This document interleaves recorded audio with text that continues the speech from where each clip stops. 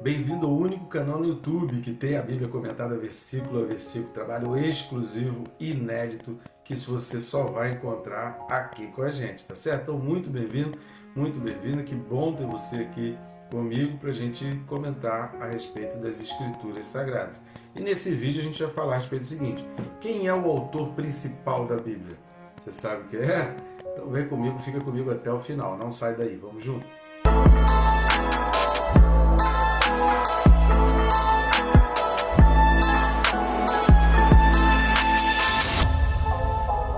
Está assistindo o vídeo e não está inscrito ainda? Querido? É rápido e fácil. Clica aqui no botão inscrever, que está ao lado do meu nome aqui embaixo, e pronto, você já vai estar inscrito.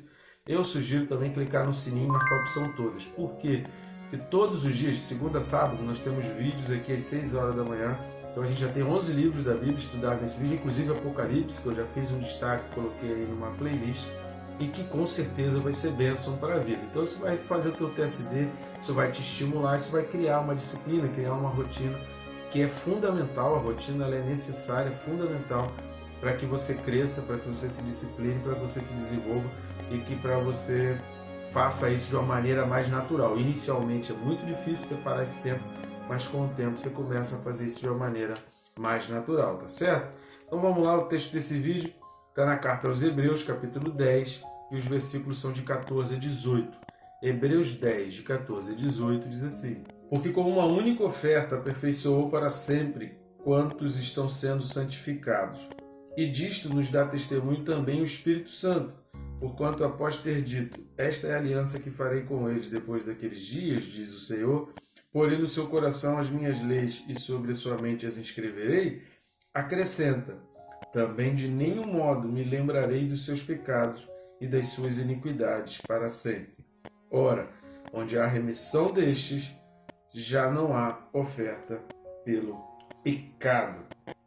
Muito bom o texto aqui, uma citação também de Jeremias, que é a mesma citação que lá no capítulo 8, o mesmo autor aqui de Hebreus, ele vai fazer, trazendo, através dessa repetição e de tudo aquilo que está entre uma citação e outra, a explicação, o entendimento da aliança feita pelo sangue de Jesus Cristo em comparação com a aliança feita no Antigo Testamento, através do sangue de bode, de carneiro, através das ofertas que eram feitas no tabernáculo. Então essa comparação e a exaltação, o entendimento de que o sacrifício de Jesus Cristo é eterno e eficaz, isso está presente em toda essa carta aos Hebreus. Esse é o sentido porque ele está escrevendo para judeus. A gente nunca pode esquecer, antes de analisar qualquer carta ou livro na Bíblia, tentar entender quem escreveu e para quem isso está sendo escrito, tá certo? Isso facilita a gente para entender. Vamos meditar então em cima desses versículos que são base para esse vídeo, mas antes disso eu peço ajudas para o canal. Por que a gente pede ajuda para o canal? Porque o nosso objetivo é alcançar vidas, nosso objetivo é edificar vidas, nosso objetivo é fazer com que vidas se aproximem de Jesus Cristo, entendam as Escrituras, porque quando você entende, quando você tem uma fé alicerçada, pautada realmente nas Escrituras, você não vai se desviar porque o alicerce está sólido. Aí podem vir vento, pode vir tempestade, pode vir sopro, pode vir ataque, pode vir invasão inimiga, que a tua casa está firme e ela está alicerçada em bases firmes e ela não vai ser destruída. Esse é o nosso objetivo, que mais e mais vidas que somente edificadas na palavra de Deus, que é a verdade. Você pode nos ajudar de várias maneiras. Uma delas é grátis, não vai te custar nada, além de ser rápido e fácil. O famoso triplo C, né? Curtir, comentar e compartilhar. Curtindo e comentando, o YouTube tem um algoritmo que ele começa a indicar, recomendar esse vídeo para outras pessoas. E compartilhando, você vai fazer esse vídeo chegar para pessoas que talvez nunca receberiam uma indicação, uma recomendação desse vídeo ali no YouTube. Outra maneira que você também está nos ajudando é ainda aqui na descrição do vídeo, no primeiro link você vai ter um menu de opções, através do qual você vai ter acesso aos livros, que tem essas capinhas que estão aparecendo aqui do lado. São livros muito importantes, meditações imprescindíveis que você precisa fazer. Esse livro, Quem se Importa com Deus, inclusive, é uma meditação que eu recomendo a você para fazer, principalmente nesse contexto que a gente está vivendo, as pessoas questionando o que existe tanto mal no mundo, né? Por que Deus não intervém, por que tem tanta guerra, por que tem tanta coisa difícil. Esse livro vai te ajudar a ter um entendimento melhor dessa parte. E o outro livro é mais sobre a santificação, sobre o processo de santidade e vai te ajudar a viver em santidade, tá certo? Então vamos lá? Primeira coisa que a gente vai observar aqui no versículo 14 é que fala assim, olha, porque com uma única oferta aperfeiçoou para sempre quantos estão sendo santificados. Única oferta, aí você precisa ver Hebreus 9, 26 e 27 e Hebreus 10, tanto de 1 a 4 quanto o versículo 10. Não vou ler os textos aqui, até porque a gente tem vídeos correspondentes a esses textos aí, mas esses textos estão falando exatamente dessa oferta única, do poder eficaz e dessa diferença do sacrifício de Jesus. Os textos estão aqui embaixo e os vídeos já estão disponíveis aí no nosso canal. Nós já comentamos sobre isso. A palavra aperfeiçoou, é interessante a gente observar essa palavra aperfeiçoou, porque às vezes na língua portuguesa a gente não consegue ter um sentido amplo e exato daquilo que o autor tinha em mente. Então a palavra grega que ele usou aqui é teleió. Teleió significa levar até o fim, significa completar, significa finalizar. Então quando ele está falando aqui, aperfeiçoou para sempre quantos estão sendo santificados, a gente precisa entender que esse aperfeiçoou para sempre, na realidade, ele é uma palavra que é no sentido de finalizou, ou seja, preparou, ele completou a obra. Então o sangue de Jesus Cristo, ele tem esse poder para completar a obra e levar então até o fim. Outra coisa que chama atenção nesse versículo 14 é que ele fala quantos estão sendo santificados. É muito interessante, porque essa palavra santificado, que no grego é hageadzo, esse hageadzo significa separar do que é profano.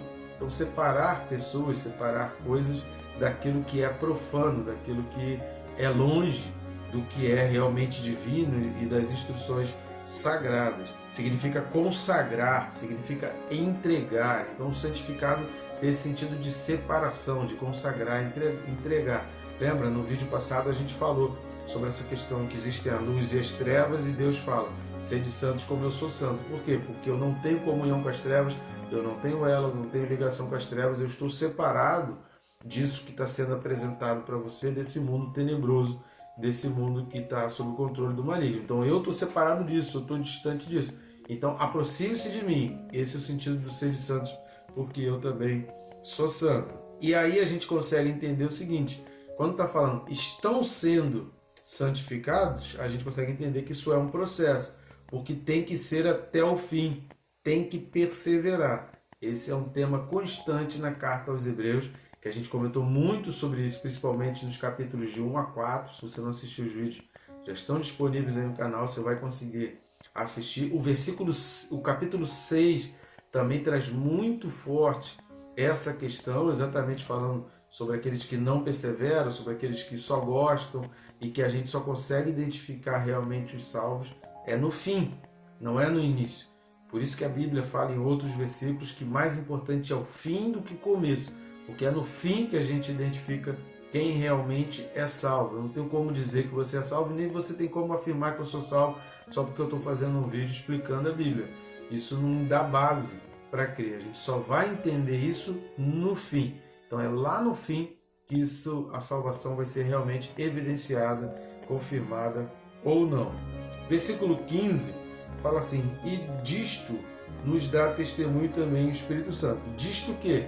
Desse processo da santificação, desse sacrifício de Jesus Cristo que aperfeiçoou aqueles que estão sendo santificados. Então o Espírito Santo dá testemunho de Jesus Cristo, dá testemunho da obra de Jesus Cristo, porque esse aperfeiçoamento e essa santificação fazem parte da obra de Jesus Cristo, do sacrifício de Jesus Cristo, e o Espírito Santo dá testemunho. Então o autor aos Hebreus está dizendo que, aí quando ele fala que o Espírito Santo dá testemunho, ele cita Jeremias capítulo 31. E ao fazer essa citação de Jeremias 31, ele está falando assim, olha, lá no Antigo Testamento já era o Espírito Santo dando testemunho de Jesus. Então em toda a Bíblia, o autor principal da Bíblia, que está presente em todos os livros, é o Espírito Santo. Ele é o autor principal, porque ele está desde o início desenhando a mesma coisa. Então ele falou lá no Antigo Testamento aquilo que ele também falou no Novo. E a gente vai entender por duas razões básicas, a gente vai chegar a essa conclusão de que o autor está dizendo que o autor principal da Bíblia, que o autor presente de Gênesis e Apocalipse nas Escrituras é o Espírito Santo, por duas razões.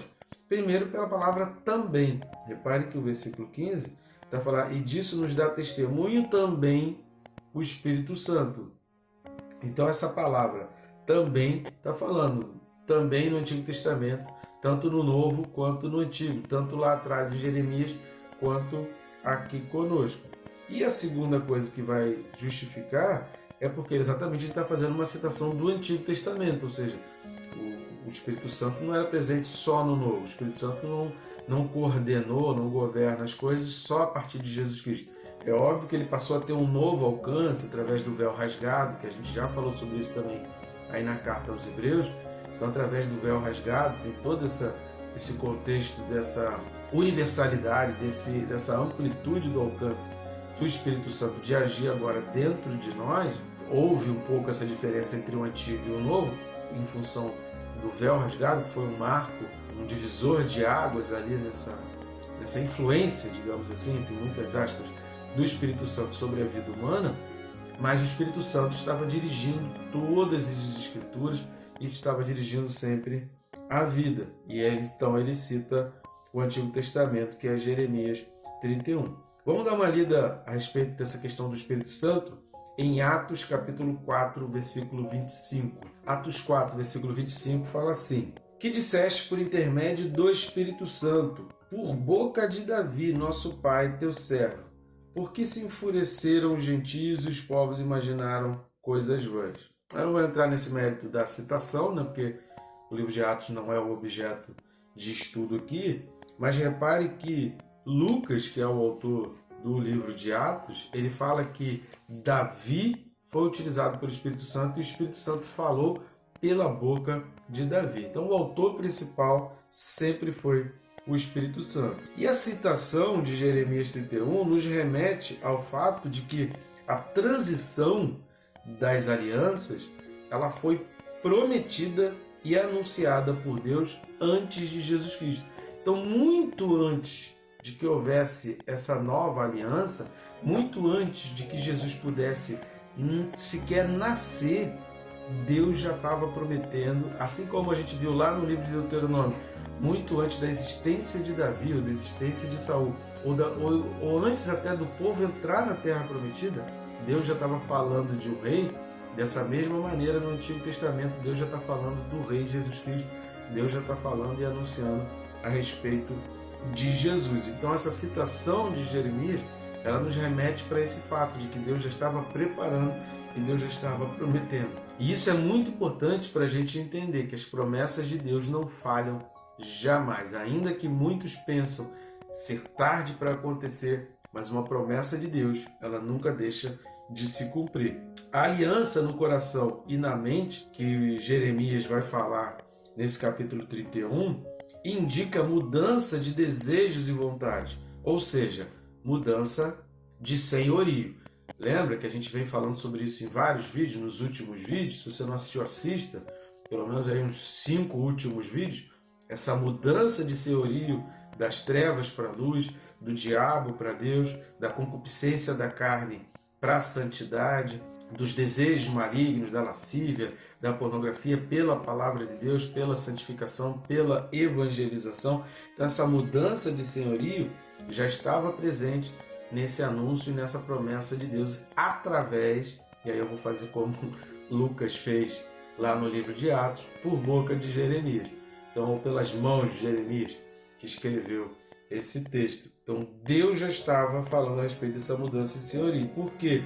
Porque o diabo também, para você se aproximar, para você entrar nesse senhorio, vai requerer um pacto.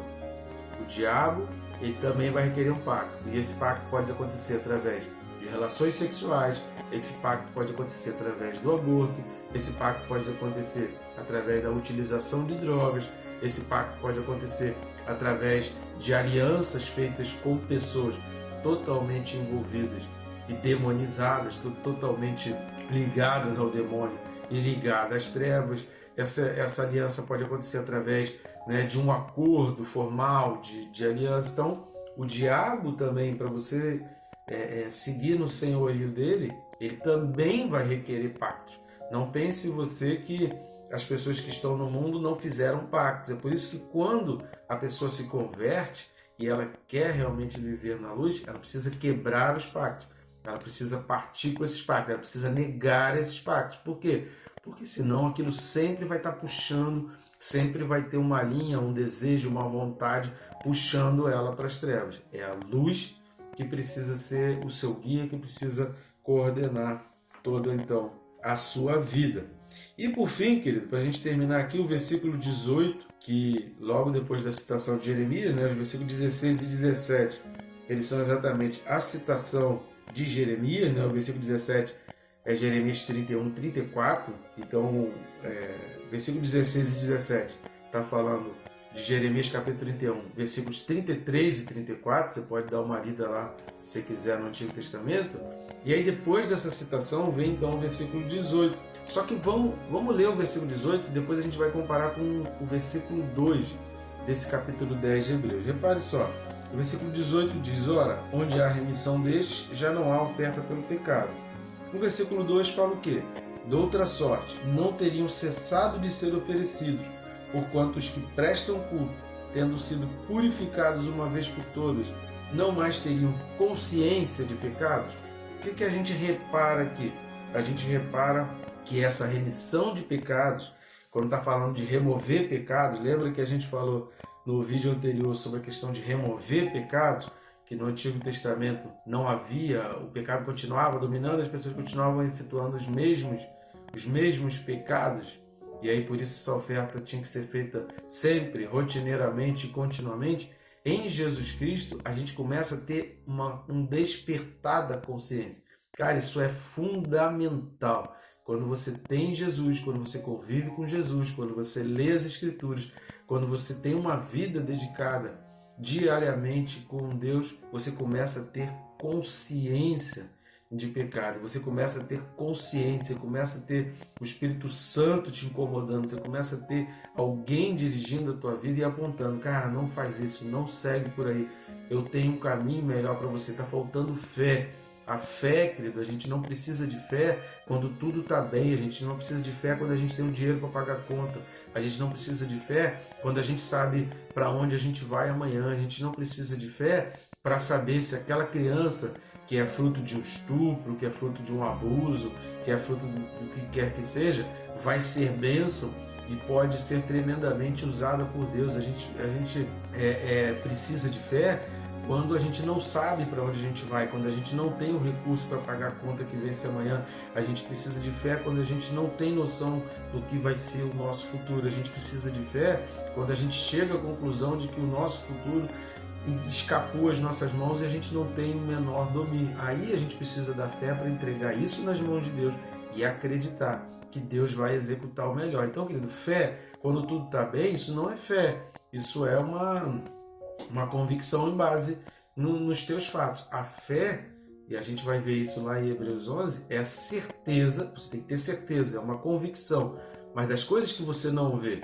Eu não estou vendo, mas eu creio. Eu não sei como eu vou pagar, mas eu creio. Eu não sei o que vai ser dessa criança aqui, que todo mundo está falando para eu abortar, mas eu entrego essa criança nas mãos de Deus e eu creio que Deus vai operar na vida dessa criança. Eu não quero essa criança, eu vou entregar para adoção, crendo que Deus vai cuidar dessa criança e que vai ser bênção e que vai ser tremendamente poderosa na mão daquelas pessoas. É para isso que serve a fé. Senão, para que serve a fé? Eu não preciso de fé para saber que a parede é branca. Eu não preciso de fé para saber que o meu carro vai me levar em tal lugar. Eu não preciso de fé para saber que se eu olho a minha conta bancária e eu vejo que o meu saldo é maior do que as minhas contas a pagar, para que eu preciso de fé? Para saber que eu vou pagar as contas. É o contrário, eu preciso de fé quando tudo que eu vejo aponta uma situação completamente inversa daquilo que Deus está falando. E eu preciso de fé para acreditar que Deus vai agir.